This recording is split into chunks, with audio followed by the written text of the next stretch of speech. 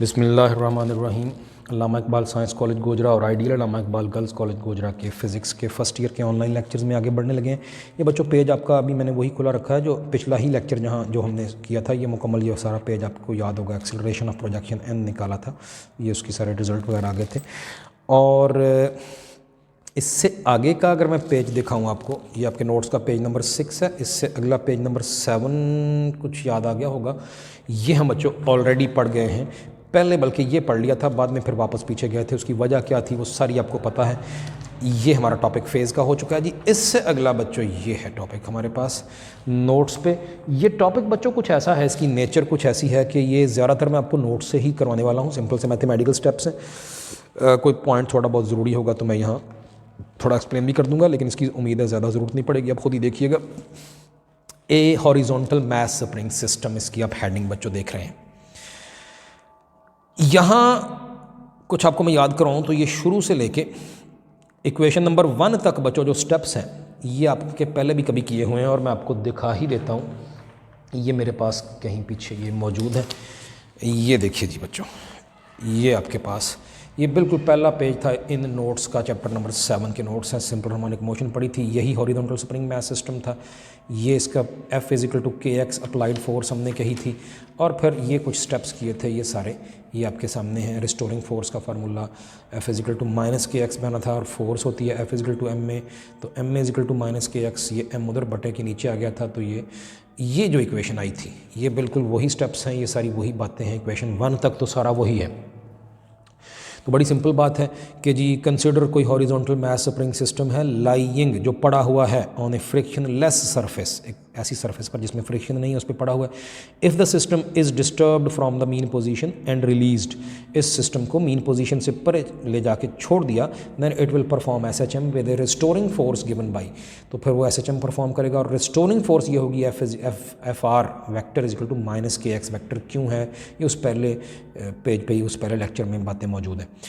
But Newton second law of motion वो बताता है कि फोर्स कोई भी हो F = m में फार्मूला होता है उसका, तो FR जो है वेक्टर वो भी ma वेक्टर होगा। तो कंपेयरिंग इन दोनों को, क्योंकि लेफ्ट हैंड साइड सेम है, तो ma वेक्टर = -kx वेक्टर, वही सारे स्टेप्स हैं। ये m उधर जाके बटे के नीचे ले आए। ये बच्चों इक्वेशन नंबर 1, यहाँ तक सारी बातें आपकी जानी पहचानी। अब ये टॉपिक है ए हॉरिजॉन्टल मास स्प्रिंग सिस्टम। इसका हमने बच्चों एनालिसिस करना है, इसकी मोशन का। अब एनालिसिस मोशन का, SHM है इसकी मोशन। तो हमने पिछले 2-3 लेक्चरों में, आपने 2 लेक्चरों में या 3 लेक्चरों में आपने देखा, हमने वो जो सर्कुलर मोशन की प्रोजेक्शन n थी वो भी तो ऑसिलेट ही करती है ऑन डायामीटर DE। बड़ी दफ़ा ये पीछे बात हो गई तीनों लेक्चरों में। स्प्रिंग मास सिस्टम भी ऑसिलेट ही करता है about A mean position. O उसकी मीन पोजीशन है, A और A' उसकी 2 एक्सट्रीम्स हैं। तो प्रोजेक्शन n भी ऑसिलेट करती है। और कभी फिक्रा भी एक पीछे पड़ा था कि जैसी जैसी मोशन प्रोजेक्शन n की है वैसी ही स्प्रिंग मास सिस्टम की है। इसलिए कहा था कि जो जो फार्मूले प्रोजेक्शन n के हैं वही स्प्रिंग मास सिस्टम की मोशन पर भी अप्लाई होंगे। याद करें, ये सारी बातें पीछे की हुई हैं।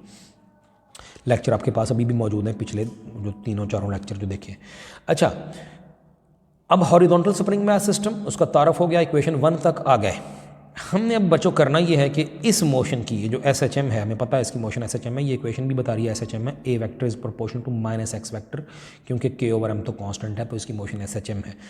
उस मोशन का जो इसकी SHM है, हम चाहते हैं इस मोशन का भी कोई time period, frequency, instantaneous displacement और इंस्टेंटेनियस वेलोसिटी वगैरह ये डिस्कस करनी है, ये हम चाहते हैं।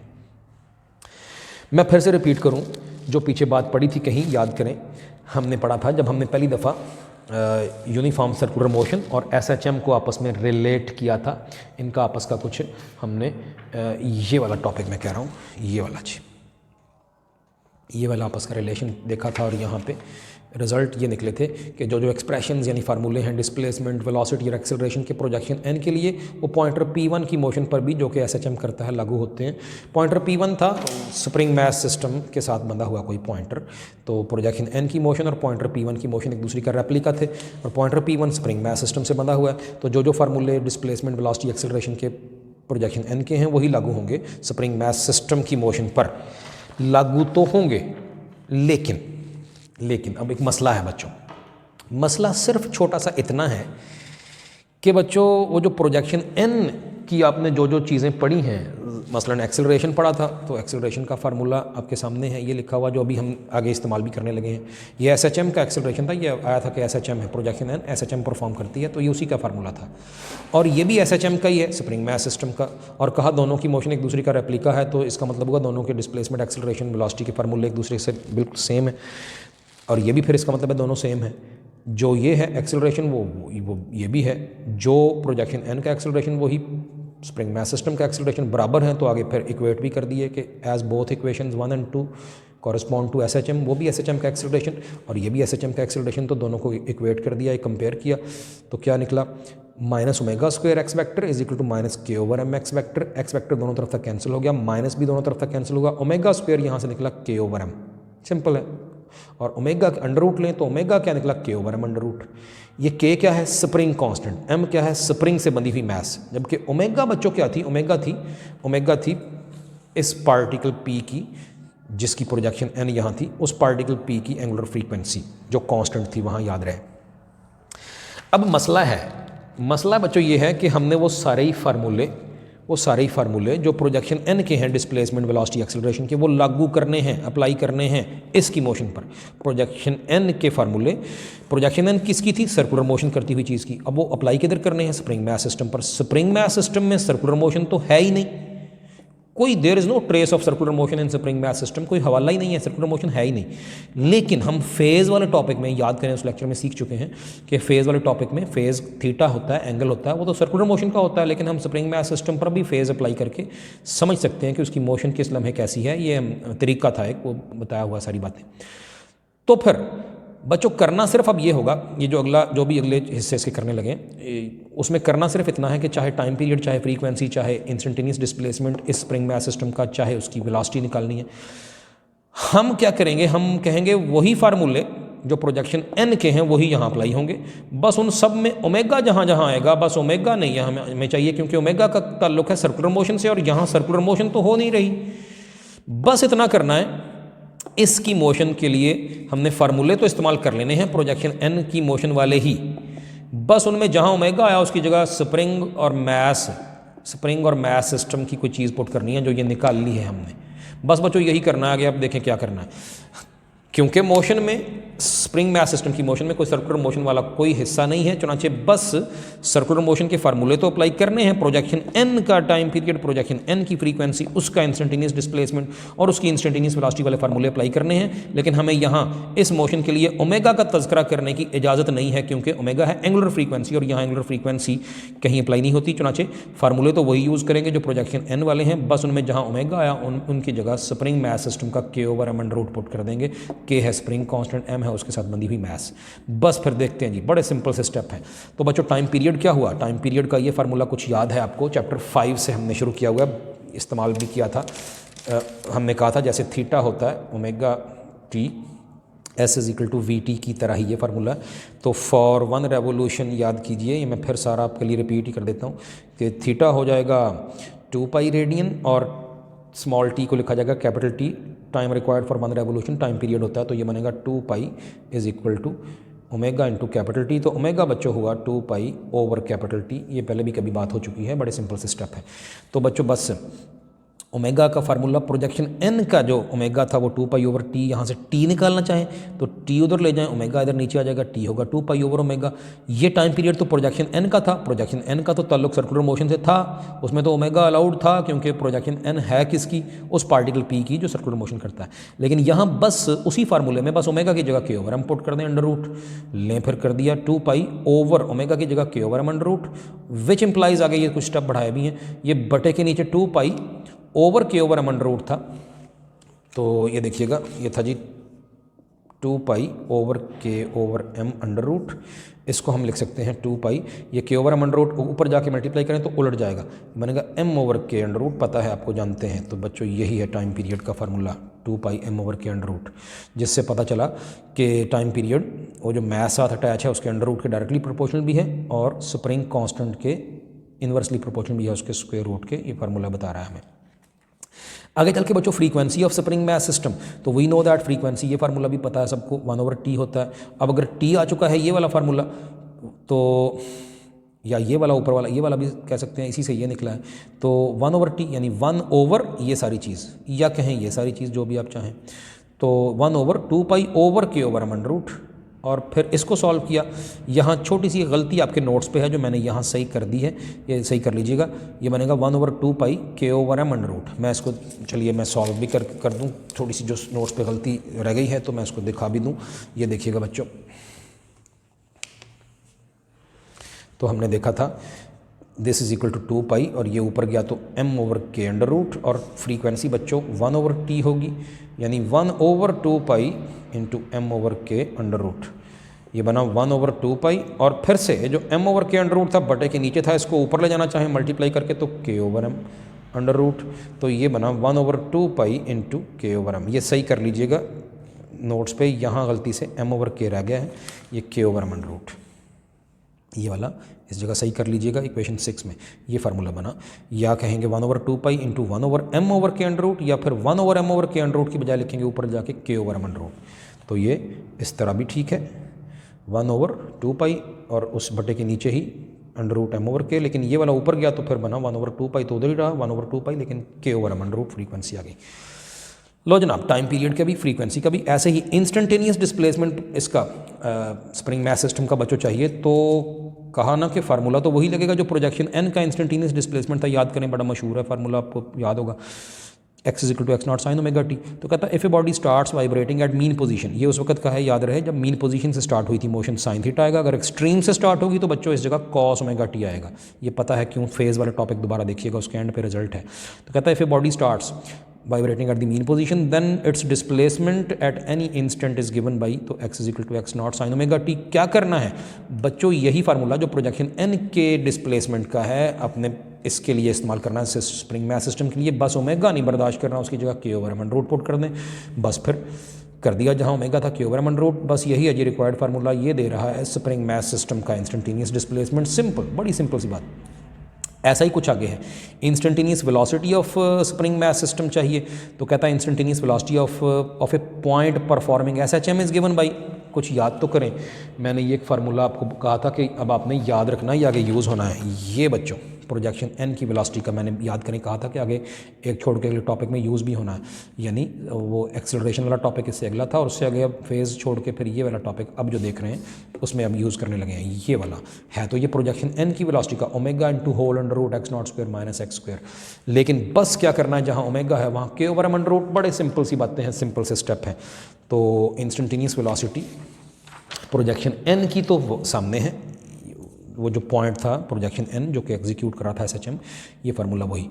बस क्या करना है, for spring mass system replacing omega by k over m under root. तो ओमेगा की जगह ये रहे, ये देखें k over m under root, ये भी अंडर रूट है, ये भी अंडर रूट है, मल्टीप्लाई हो रहे हैं, तो क्यों ना इकट्ठा इस अंडर रूट के नीचे ले लिया, ठीक हो गया। ये k ओवर m इंटू ये वाली सारी चीज़ x0 square minus x square. बड़े सिंपल से स्टेप्स हैं। अगले स्टेप में ये बच्चों अंदर से x0 स्क्वायर अगर बाहर निकालना है इस ब्रैकेट से, तो अंदर बचा 1 minus x square over x0 square. ये स्टेप्स बड़े सिंपल से, अगर हम x0 square minus x square जो है उसमें से x0 स्क्वायर कॉमन निकाल लें, तो x0 स्क्वायर की जगह रह गया 1 और minus x square over x0 square. क्योंकि कॉमन निकालने का मतलब आपको पता होना चाहिए, कॉमन निकालने का मतलब होता है जो चीज़ बाहर निकाली है अंदर मौजूद टर्म्स को उससे डिवाइड करना। याद रखिएगा, जो चीज़ बाहर निकाली है उसी को नीचे दोनों अंदर मौजूद चीज़ों से डिवाइड करना होता है कॉमन लेने का मतलब। तो फिर अगर x0 स्क्वायर कॉमन लिया तो इसका मतलब है ये बना x0 square over x0 square minus x square over x0 square. इसीलिए तो ये कैंसिल होकर आया 1, तो ये आ गया x0 square into 1 minus x square over x0 square. यही बात यहाँ पर है, ये x0 स्क्वायर इस ब्रैकेट से बाहर निकला तो अंदर आया 1 minus x square over x0 square, बाकी सारी वही टर्म है। और या फिर ये x0 स्क्वायर था जो सारे अंडर रूट के नीचे x0 स्क्वायर था, इस x0 स्क्वायर को रूट के नीचे था, स्क्वायर से अंडर रूट कैंसिल, तो इस अकेले को बाहर निकाल लिया। ये है बच्चों स्प्रिंग मैथ सिस्टम की इंस्टेंटेनियस वेलोसिटी की जनरल इक्वेशन। x0 बाहर आ गया और अंदर सारे अंडर रूट में आया k over m into 1 minus x square over x0 square. ये खुद इत्तफाक हाथ से करेंगे, बड़े सिंपल से मैथमेटिकल स्टेप्स हैं, कोई बड़ी गहरी साइंस नहीं है इनमें। जब ये जनरल इक्वेशन आ गई तो अब हम ठीक वो करने लगे हैं, अब हम बिल्कुल वही बात करने लगे हैं जो आपने जब ये इक्वेशन आई थी तो की थी पिछले लेक्चर में। ये इक्वेशन आ गई थी, तो फिर हमने कहा था इसमें ओमेगा और एक्स नॉट तो कांस्टेंट हैं, वो जो एक्स है वो वेरिएबल है और उस एक्स की वो माइनस हो रहा है, तो माइनस होती हुई चीज़ मैक्सिमम होगी तो आंसर मिनिमम आएगा, और माइनस होती हुई चीज़ मिनिमम होगी तो आंसर मैक्सिमम आएगा। तो दो केस बने थे मैक्सिमम वेलोसिटी के और मिनिमम वेलोसिटी के बच्चों। अब यही एग्जैक्ट दोनों केस अब ये आपके सामने हैं। ये देखिए मैक्सिमम वेलोसिटी पहले, तो according to equation 9 x not constant है, कोई फ्रिक्शन अगर नहीं है स्प्रिंग मैथ सिस्टम में, तो ये पीछे हमने कह दिया है, उसके नीचे विदाउट फ्रिक्शन कोई ये पीछे याद रखना चाहिए कि फ्रिक्शन फ़र्ज़ करनी हमेशा ज़ीरो है जब तक कहा ना जाए कि फ्रिक्शन है। तो फिर ये फ्रिक्शन लेस सिस्टम क्या भी दिया है, तो जब फ्रिक्शन नहीं है तो फिर इसकी मूव करते हुए एम्पलीट्यूड कांस्टेंट ही रहेगी, कम नहीं होगी। तो एक्स नॉट तो कांस्टेंट है, के भी स्प्रिंग कांस्टेंट है, एम भी साथ बंधी हुई मैस कांस्टेंट है, ये वाला एक्स नॉट भी बटे के नीचे कांस्टेंट है। सिर्फ इस पूरी राइट हैंड साइड में सिर्फ एक्स वेरिएबल है।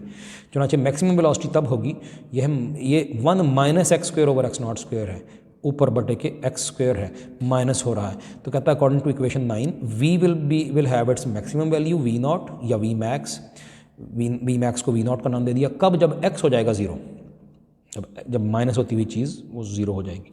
तो फिर ये इक्वेशन क्या बनेगी, एक्स की जगह ज़ीरो अगर आ जाए, ये देखें ज़ीरो पुट किया उसकी जगह पे 1 माइनस ज़ीरो, ये सारा ज़ीरो हो गया, 1 माइनस ज़ीरो जस्ट 1 रह गया, यानी के over m into 1, k over m into 1 under root, वो 1 इंटू 1 तो ज़ाहिर है 1 ही होता है। तो ये बना जी मैक्सिमम वेलोसिटी जो है स्प्रिंग मैथ सिस्टम की, वही एक्स नॉट इंटू के ओवर एम अंडर रूट। लेकिन ये कहाँ आई है, जब एक्स को ज़ीरो पुट किया, मतलब at the mean position. Now if we put equation 10 in equation 9, ये भी छोटी सी बात है, ये थी जनरल इक्वेशन प्रोजेक्शन इसकी स्प्रिंग मैथ सिस्टम की इंस्टेंटेनियस वेलोसिटी की जनरल इक्वेशन, इसी के अब केसेस किए हैं। लेकिन अब ये आई है वी नॉट या मैक्सिमम पॉसिबल वेलोसिटीज़ की, तो मैक्सिमम वेलोसिटी आई है एक्स नॉट इंटू के ओवर एम अंडर रूट। ये वाली वैल्यू तो इधर भी मौजूद है, ये देखें एक्स नॉट इंटू इतनी के ओवर एम अंडर रूट, इतनी तो वी नॉट है, बाकी अंडर रूट ये टर्म है 1 minus x square over x not square. चुनाचे ये वाली इक्वेशन 10 इतनी वैल्यू अगर इस जगह पुट करें तो ये बनना v इज इक्वल टू इतना v not into under root 1 minus x square over x not square, वही लिखा है।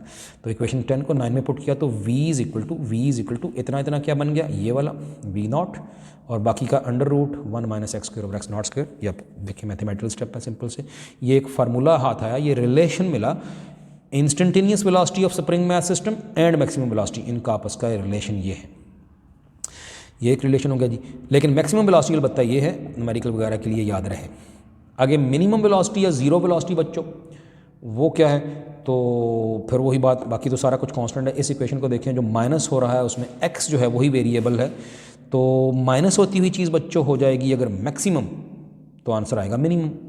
तो अब x की वैल्यू ऑसिलेशन के दौरान मैक्सिमम होती है, x की मैक्सिमम वैल्यू होती है x नॉट, ये आपको पता है, पीछे भी उधर पुट किया था, यानी amplitude.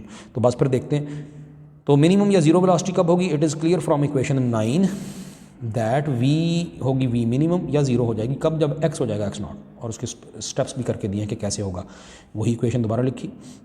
v minimum is equal to, यहाँ एक चीज़ छोटी सी मिसिंग है, ये है जी x नॉट, ये आप सही कर लीजिए, ये वाला x नॉट भी इधर लिखना है बाहर, इंटू अंडर रूट के ओवर एम 1 माइनस x की जगह भी एक्स नॉट स्क्वायर आ गया, तो x not square over x not square cancel होकर आपस में 1 बना, ये बना 1 माइनस 1 जीरो आ जाएगा, तो अंडर रूट के ओवर एम इंटू जीरो, सारा ही जीरो हो गया, वेलोसिटी हो गई जीरो। यानी वेलोसिटी मैक्सिमम का फार्मूला ये था, और वो थी जब मीन पोजीशन से गुजर रहा होता है स्प्रिंग मैथ सिस्टम, और जब एक्सट्रीम पर x बराबर एक्स नॉट का मतलब है मैक्सिमम फासला मीन पोजीशन से, यानी स्प्रिंग मैथ सिस्टम अपनी एक्सट्रीम पोजीशन पर है, तो उस वक्त वेलोसिटी हो जाती है ज़ीरो। तो पता चला कि दोनों एक्सट्रीम्स जो हैं वहाँ रुकता है लम्हाती तौर पर ये स्प्रिंग मैथ सिस्टम, इधर जाके भी रुकेगा फिर वापस पलटेगा, इधर से इधर जाके भी रुक के फिर वापस पलटेगा, तो दोनों एक्सट्रीम्स पे वेलोसिटी ज़ीरो हो जाएगी, जबकि मीन पोजीशन से गुजरते हुए मैक्सिमम थी। यही बात हो रही है रिजल्ट के तौर पर। Thus the speed of a vibrating spring mass system is maximum at the mean position, यानी x is equal to zero पे, एंड इट इज़ मिनिमम यानी zero at either of the two extremes. ये result हुआ जी इसका। ये बच्चों आपका ये छोटा सा टॉपिक था, ये फिनिश हुआ। अब थोड़ा से मैं कुछ चंद मिनट के लिए आपको कुछ चाहता हूँ जो इसी क्वेश्चन के साथ ही कुछ चंद एक शॉर्ट क्वेश्चन, कुछ एक दो एग्जांपल्स जितनी भी हो सकें वो थोड़ी सी चंद मिनट हम ये लगा के तो ये करते हैं। वही आपका एक्सरसाइज थोड़ी थोड़ी जितना को हमने पढ़ लिया ज़रा उसका कॉन्सेप्ट और बेहतर हो जाएगा अगर उसको अप्लाई होता हुआ देखेंगे न्यूमेरिकल और एग्जाम्पल्स में। ये आपकी जानी पहचानी चीज़ मैंने आपके सामने रख दी है। ऑसिलेशंस का चैप्टर 7 है और हमने अभी अभी जो पढ़ा है बच्चों वो ये पढ़ा है ए हॉरिजॉन्टल मास स्प्रिंग सिस्टम, अभी अभी पढ़ा है हमने, ये मुकम्मल हुआ। अगला टॉपिक हमारा सिंपल पेंडुलम है, लेकिन वो अब अगले लेक्चर में इंशाल्लाह कुछ और टॉपिक भी अभी रहते हैं। लेकिन ये हमारा यहाँ से एग्जांपल्स देखते हैं इस चैप्टर की कौन सी करनी है और कुछ शॉर्ट क्वेश्चन भी हैं। तो जो अब तक कर लिया मैं चाहूँगा उसका रिलेटेड एग्जाम्पल न्यूमेरिकल कुछ थोड़े बहुत कुछ शॉर्ट क्वेश्चन आज के लेक्चर में भी कर दूँ, ताकि जो चीज़ें सीखी हैं वो अप्लाई होती हुई देखें तो बहुत अच्छा आपको बेहतर फीलिंग आए, आपको बेहतर कॉन्फिडेंस आए। एग्जाम्पल्स हमने करनी है जी 1 2 3 बस 3 ये हैं जो हमने करनी है। तो एग्जाम्पल्स में सिर्फ ये तीनों हैं और शॉर्ट क्वेश्चंस में अभी आपने लिस्ट जब आपके सामने थी तो वो भी आपने कुछ देखा कि शॉर्ट क्वेश्चंस कौन कौन से एग्जाम्पल्स में ये देखिए जी, जो अब तक किया है उसमें सिर्फ पहली एग्जाम्पल ही फ़िलहाल ये हम कर सकते हैं। सिंपल पेंडुलम का टॉपिक है पेज 150 पे टेक्स्ट बुक पे।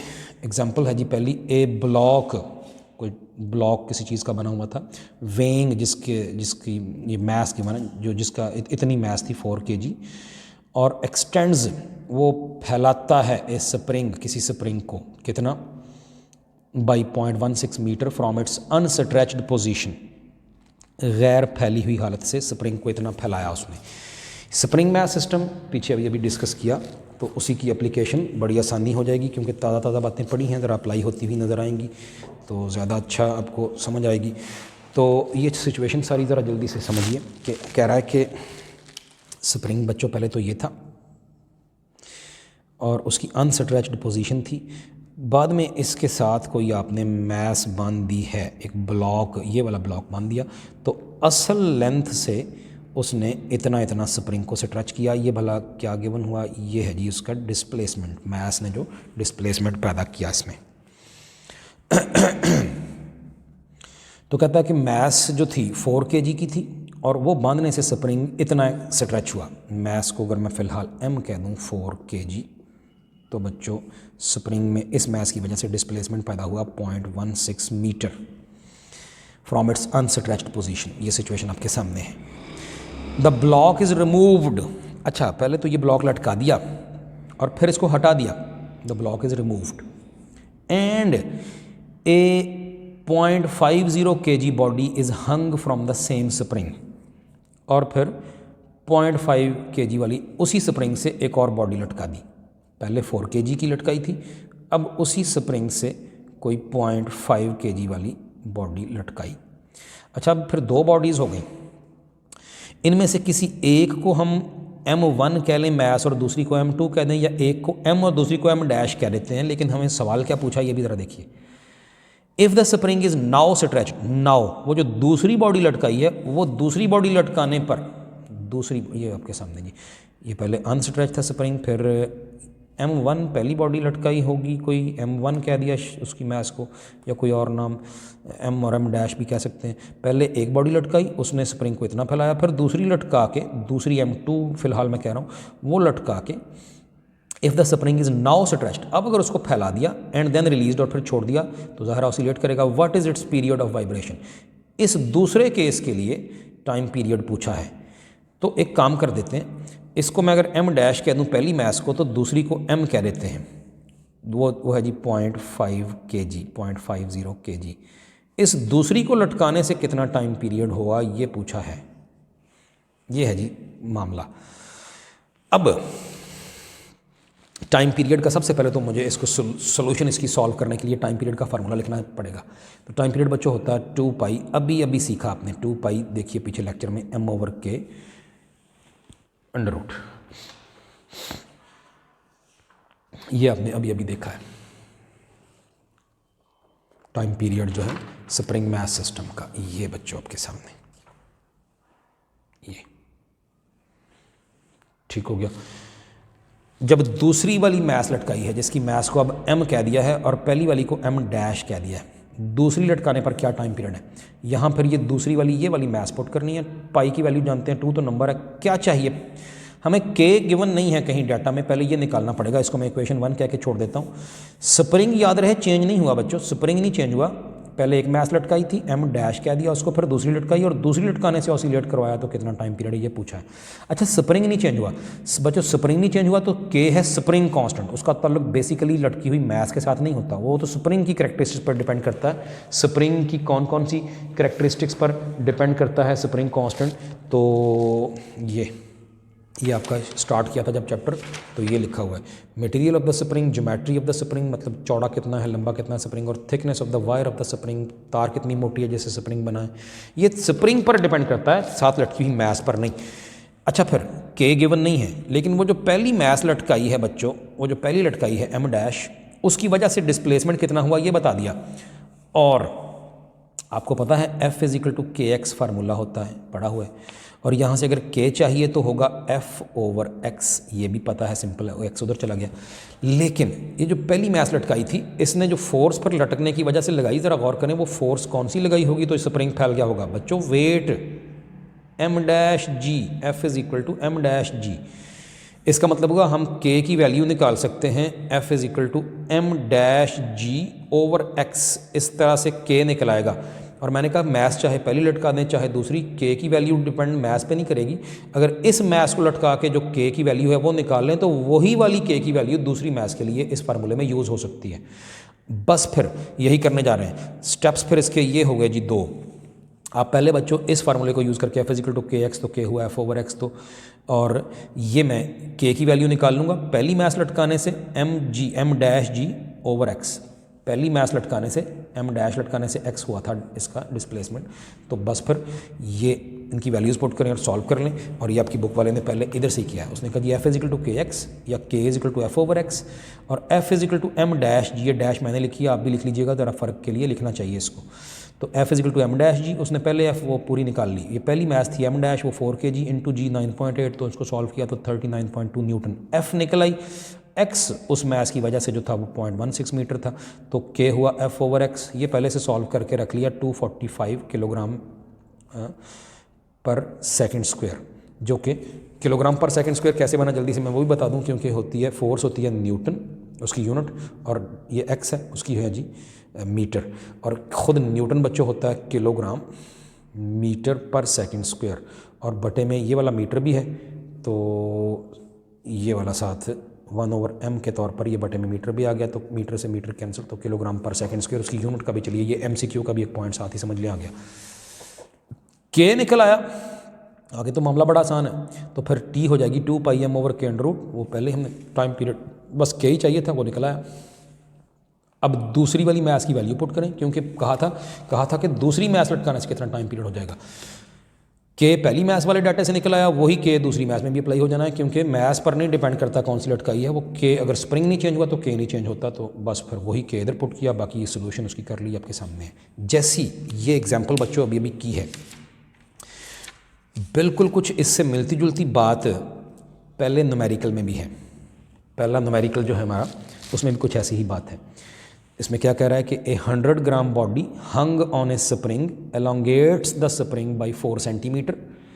ये देखिए 100 ग्राम बॉडी, ये एम डैश कह दें, इधर ही मैं मिटा के लिखने लगा हूँ 100 ग्राम, लेकिन उसको पहले 100 डिवाइड बाई 1000 करके बन गया किलोग्राम, ये बना 0.1 किलोग्राम।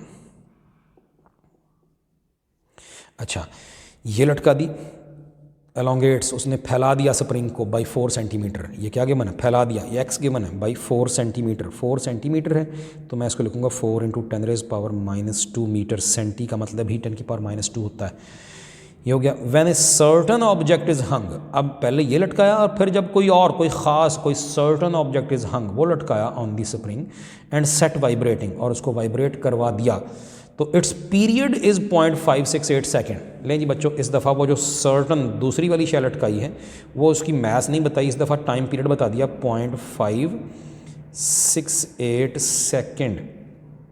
दूसरी वाली मैथ्स के लिए पूछा क्या है, what is the mass of the object pulling the spring, ये जो दूसरी वाली शै लटकाई है, ये मैंने क्वेश्चन मार्क, आपने देखा मैंने उसी जो अभी एग्जाम्पल की थी उसी को जगह जगह से उसके पॉइंट्स में टाके, तो ये मैंने ये इसमें ये कर दिया। अच्छा अब हमें चाहिए ये वाली मैथ्स, जो दूसरी वाली मैथ्स है, तो उस दूसरी वाली मैथ्स के लिए मैंने टाइम पीरियड उसी के लिए दिया हुआ है। तो बच्चों टाइम पीरियड आपके सामने 2πm/k √। अब यहाँ से मुझे ये दूसरी वाली मैथ्स चाहिए, तो मैं क्या करूँगा, मैं यहाँ से टाइम पीरियड का पहले स्क्वायर करता हूँ, तो बना 4π स्क्वायर, ये दोनों तरफ स्क्वायर ले लिया और √ ख़त्म हो गया, तो ये बना जी m/k।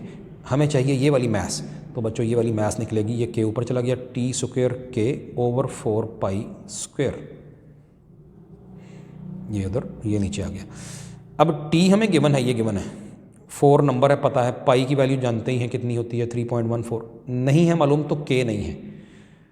बिल्कुल वही बात जो अभी पीछे एग्जांपल में की थी, पहली मैथ्स और उसका डिस्प्लेसमेंट x दिया था, तो उसमें से हमें पहले मिल जाना, ये मैं इक्वेशन 1 कह देता हूँ इस दफ़ा।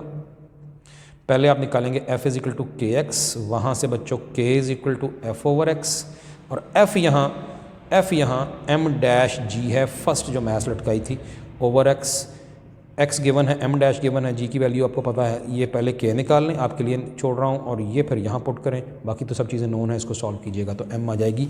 ये मैंने आपको इसका पहला न्यूमेरिकल कर दिया, जो कि आपके इस सिलेबस में भी मौजूद है, न्यूमेरिकल प्रॉब्लम नंबर 1। बस जी ठीक हो गया, काफ़ी है। अगले लेक्चर में इंशाल्लाह अगला लॉन्ग क्वेश्चन और साथ थोड़ी बहुत अगर टाइम हुआ तो एक्सरसाइज भी करेंगे। थैंक यू, अल्लाह हाफ़िज़।